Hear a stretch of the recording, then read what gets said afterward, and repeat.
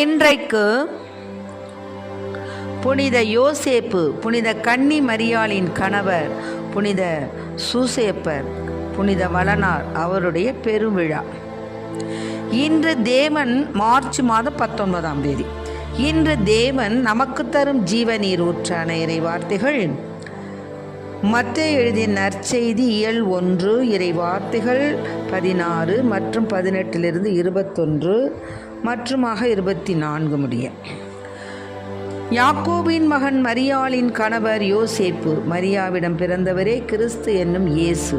இயேசு கிறிஸ்துவின் பிறப்பை ஒட்டிய நிகழ்ச்சிகள்.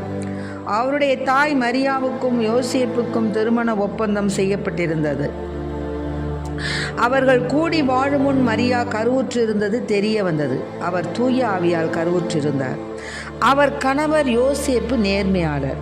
அவர் மரியாவை இகழ்ச்சிக்கு உள்ளாக்க விரும்பாமல் மறைவாக விலக்கிவிட திட்டமிட்டார். அவர் இவ்வாறு சிந்தித்து கொண்டிருக்கும் போது ஆண்டவரின் தூதர் அவருக்கு கனவில் தோன்றி, யோசேப்பே, தாவீதின் மகனே, உன் மனைவி மரியாவை ஏற்றுக்கொள்ள அஞ்ச வேண்டாம். ஏனெனில் அவர் கருவுற்றிருப்பது தூய ஆவியால் தான். அவர் ஒரு மகனை பெற்றெடுப்பார். அவருக்கு இயேசு என்னும் பெயரிடுவீர். ஏனெனில் அவர் தம் மக்களை அவர்களுடைய பாவங்களிலிருந்து மீட்பார் என்றார். யோசேப்பு தூக்கத்திலிருந்து விழித்தெழுந்து ஆண்டவரின் தூதர் தமக்கு பணித்தவாறே தன் மனைவியை ஏற்றுக்கொண்டார். ஆண்டவரின் அருள்வாக்கு. கிறிஸ்துவே மக்கு புகழ். மதுமலர் நீரை கோடி கையில் ஏந்தும் மாட்சிமை நீரை சூசை மாமுனியே, ஸ்துதி வளருமது நற்பதம் வந்தோ, துணை செய்து எமை ஆளும் தாதையரே. வானுலகிழந்ததால் கர்வமுற்ற வன்மன கோழியின் வளையறுக்க தான் மனுவாய் உதித்த கடவுள் தாதயம் சூசை நீர் என்றும் வாழ்க. மதுமலர் நீரை கொடி கையில் ஏந்தும் மாட்சிமை நீரை சூசை மாமுனியே, ஸ்துதி வளருமது நற்பதம் வந்தோ, துணை செய்து எமை ஆளும் தாதையரே. துணை செய்து எமை ஆளும் தாதையரே. இன்றைக்கு நம் தேவன் தரும் ஜீவநீர் ஊற்றான இறை வார்த்தைகளை கேட்டோம். அதாவது புனித யோசேப்பு அவருடைய பெருவிழாவை கொண்டாடக்கூடிய இந்த நன்னாளில் குடும்பத்தின் பாதுகாவலராக புனித சூசேப்பரை நாம் கொண்டாடுகிறோம். ஏனெனில் திரு குடும்பத்தின் பாதுகாவலர் அவர் தான் என்ன பண்ணார், மாதாமாவை பத்திரமா பார்த்துக்கிட்டாரு. குழந்தை இயேசுவை பத்திரமா வளர்த்தார்.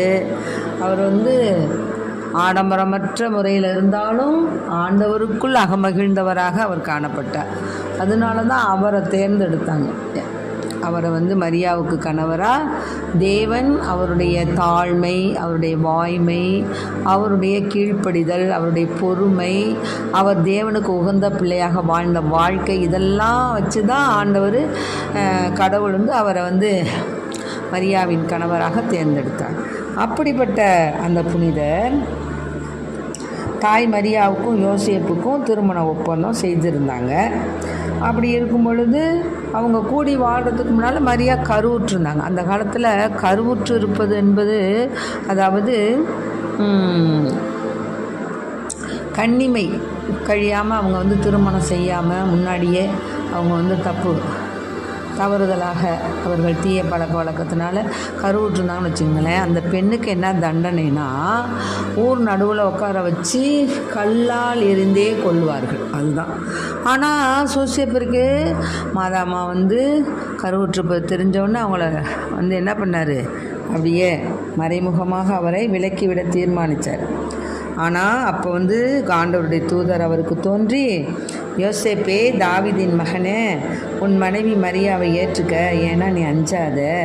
ஏனெனில் அவள் கருவுற்றிருப்பது தூய ஆவியால் தான். அவங்க ஒரு மகனை பெற்றெடுப்பாங்க. அதுக்கு இயேசு என்று பெயரிடுவீர். ஏனெனில் தம் மக்களை அவருடைய பாவங்களிலிருந்து மீட்கக்கூடிய வல்லவர் அந்த இயேசு தான். அதனால் உடனே யோசேப்பு தூக்கத்திலேருந்து எழுந்து ஆண்டவருடைய தூதர் தனக்கு பணித்தவாறு தன் மனைவியை ஏற்றுக்கொண்டார். ஆகவே ஆண்டவருடைய வார்த்தையை நாம் மனதில் இருத்தணும்.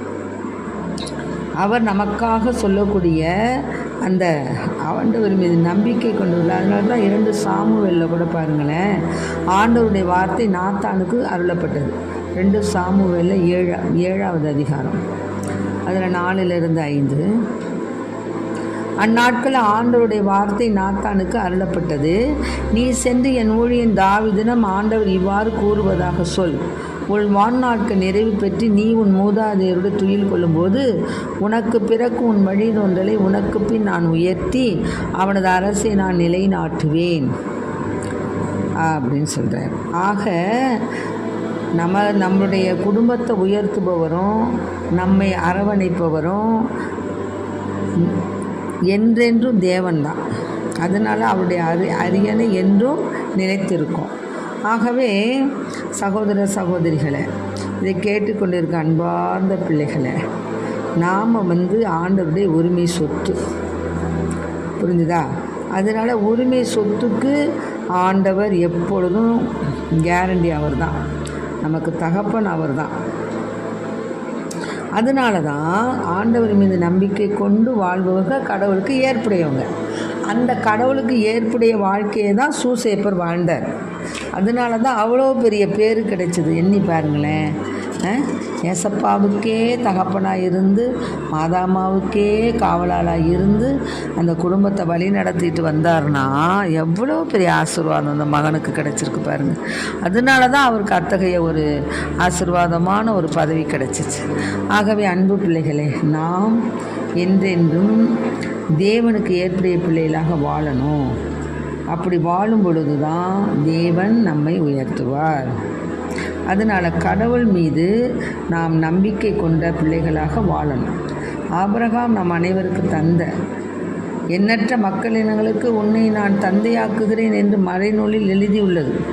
அதனால் இறந்தவர்களை வாழ்விப்பரும் இல்லாததை தம் வார்த்தையால் இருக்கச் செய்வருமாகிய கடவுள் மீது நம்பிக்கை கொண்டு அவர் முன்னிலையில் ஆபிரகாம் நம் தந்தையானார்.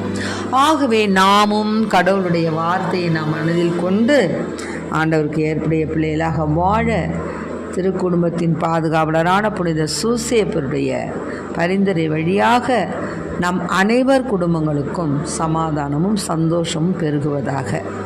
நம் அனைவர் குடும்பங்களிலும் நம்முடைய உள்ளத்திலும் இல்லத்திலும் சமாதானம் சந்தோஷம் நிரம்பி ததும்பி வழிவதாக. ஆமேன். புனித சூசேப்பரே எங்களுக்காக வேண்டிக் கொள்ளும். தந்தை மகன் தூய ஆவியின் பெயராலே ஆமேன். Praise the Lord. மரியே வாழ்க.